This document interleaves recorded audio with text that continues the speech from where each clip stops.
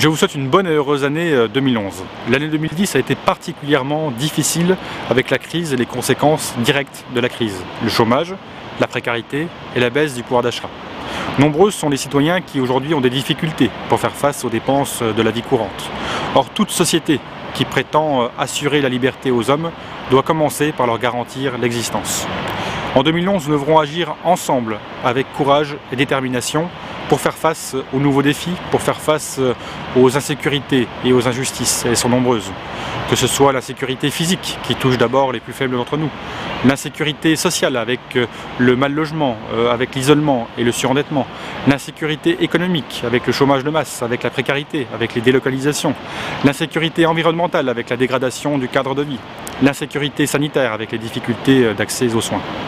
Le gouvernement actuel, avec les nombreuses mesures injustes qu'il a prises, a aggravé cette situation. La réforme des retraites, tout d'abord, qui fait peser le financement d'abord sur les revenus du travail plutôt que du capital. La réforme territoriale qui creuse les injustices territoriales dans l'urbain comme dans le rural. La suppression de la taxe professionnelle qui fait peser le financement sur les familles à travers l'impôt des ménages. Mais aussi la révision générale des politiques publiques qui asphyxie l'école, qui fragilise la police nationale et la gendarmerie, les hôpitaux publics et la justice. Le bouclier fiscal qui protège les plus riches alors que les besoins sont très grands pour les plus faibles d'entre nous. Eh bien, toutes ces injustices, toutes ces mesures injustes doivent appeler de nouvelles solidarités, de nouvelles régulations, de nouvelles mobilisations. Il faut s'appuyer sur les associations et les services publics qui, au plan local, créent des solidarités et du lien social. Il faut s'appuyer sur les entreprises qui innovent et qui créent des richesses, les TPE et les PME notamment.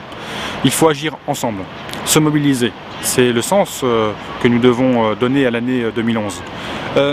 Les plus pessimistes disent qu'il faut se résigner. Résignez-vous.